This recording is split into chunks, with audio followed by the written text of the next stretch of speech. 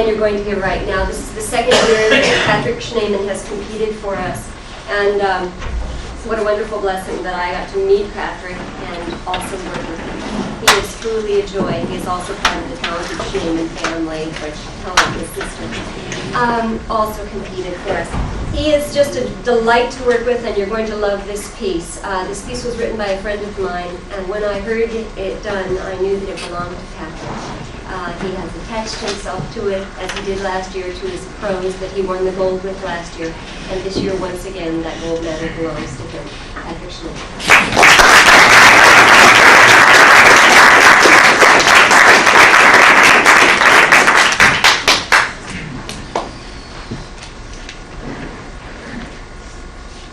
I touch the future, I teach. Those were the words of Krista McCullough. Now, with that in mind, think of the tremendous responsibility our teachers face in the classroom each day. But at the same time, think of the blessings. Because you see, there is no other feeling in the world like the feeling of being able to say, I actually changed someone's life for the better. Miss Daisy Boyd, a 4th grade teacher at Hazelwood Elementary School, has dedicated her entire life to touching the future and making lives better. Miss Daisy by Donald Davis.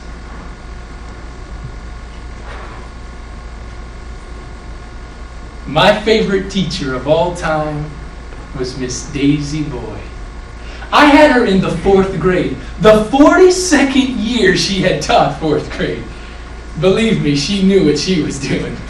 I remember the very first day of school. Well, she was standing up in front of the room talking to us when we all noticed this mouse running along the base of the blackboard behind her. Well, we were all watching the mouse, and we knew in a minute that she was going to see that we weren't watching her. And well, when she did, this would be a test to find out what this new teacher was really made of. Well, she caught on about the time the mouse got to the corner. She turned around and saw it.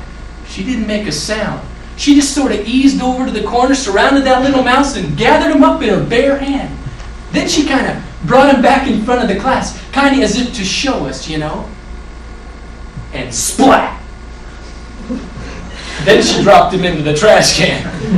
Now, did you think any of us were going to mess with her after that? No way.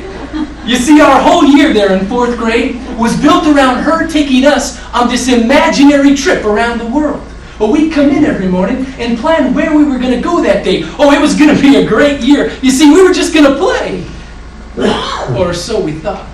The first thing we did was take a train to New Orleans, where we got on a boat and started for South America. I remember it was pretty rough sailing there in the classroom the first few days. You see, we had to learn how to spell all the parts of the ship. And if I remember right, that just about made me seasick. Now, about the 3rd day out, we came into the room one morning, and scooting into the door came a little boy by the name of Lucius McCoy. Now, Lucius, he had a wool knit toboggan pulled down way over his ears. He wouldn't take it off for nothing. He came into the room, went right past his desk, went over to the corner of the room, and wouldn't come out. Well, Miss Daisy, she came in, took one glance at him, and started right into the whole procedure for the day. She said, now, boys and girls, today's the day we cross the equator. Any of you ever cross the equator? Well, let me tell you what we have to do when we cross the equator for the very first time. Why? We have to have a big party for Neptune, king of the deep. And then she went back into her coat racks and started bringing out things kids had left there at the end of school for 42 years. She brought out these old rotten raincoats, these broken umbrellas, these odd galoshes, and she started dressing us all up for this big party for Neptune, king of the deep. While she pulled down the window shades to show us how the sailors on the boats used to use the sails to catch rainwater and make bathtubs. While she said some of the sailors for this big party even had their heads shaved. And right there and then she pulled off Lucius's toboggan. And his head was shaved. We were all jealous. We wondered, how did he get to be the one to be picked? Well, you know, it was a long time later before I learned the truth. That the day before, when Lucius had gone home from school, his mother had found lice in his hair.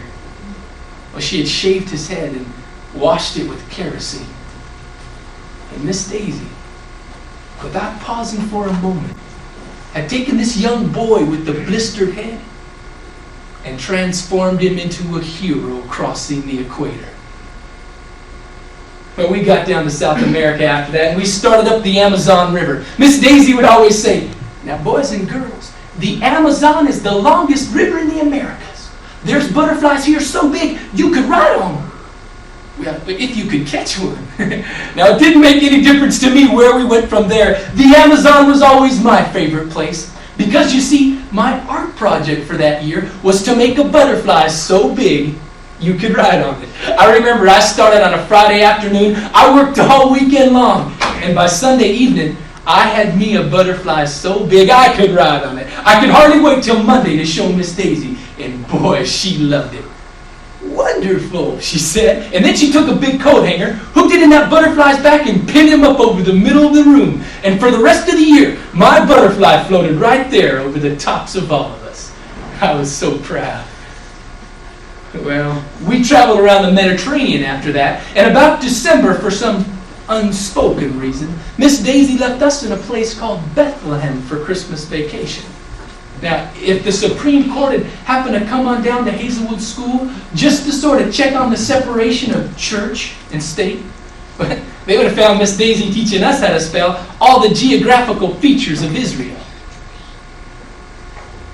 But when we got out that Friday afternoon before Christmas, no one in the room had any doubt about, well, why she had left us there for the holidays. We came back after that and we started across Eastern Europe. We visited China and Japan across the Pacific. Until finally, about the last 2 months of the year, we took this long imaginary train ride all across North America and everywhere in between. Until the last day of May, there we were in Hazelwood School, where we had been all along. Well, you know, I didn't think too much about Miss Daisy after that. I eventually got out of high school. I went away to college. And then, well, 12 years had passed, and I was back home one summer working as a busboy at the Mount Valley Inn, when one afternoon I saw Miss Daisy's two sisters pull up in their car. Well, they got out and took something out of the back seat, and they started coming up toward supper. Well, I knew who they were, so I went out to meet them. But as I got close, I saw what they had. Well, they had there between them, hanging onto their arms, what was left of Miss Daisy. But now she was just this little skinny bone-looking wisp of a person with her head hung down and her toes barely touching the ground as they sort of carried her along. One of Miss Daisy's sisters spoke. "Daisy's had a stroke." Well, when did she have it? "She's had it 6 years now. She got it when she retired." Oh. And then they took her on in to feed her supper. You know, I passed by their table every once in a while, and I tried to do what I had to do without looking. But to see them cut Miss Daisy's food up in tiny little bites and to give her just a little bit at a time, it just made me feel so sad. She once had so much life. Finally, I had to go back by the table one last time to clean off all the dishes. And, well, when I was there, I could feel somebody looking at me. When I looked,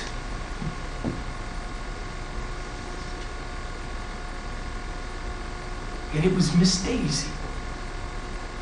But this time, her eyes were clear and as blue as they had ever been. And alive. And from way down inside her came this tiny little voice.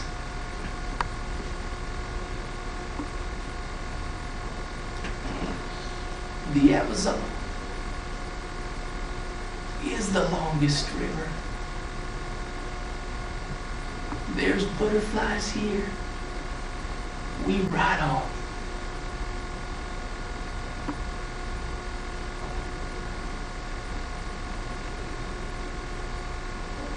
And I remembered,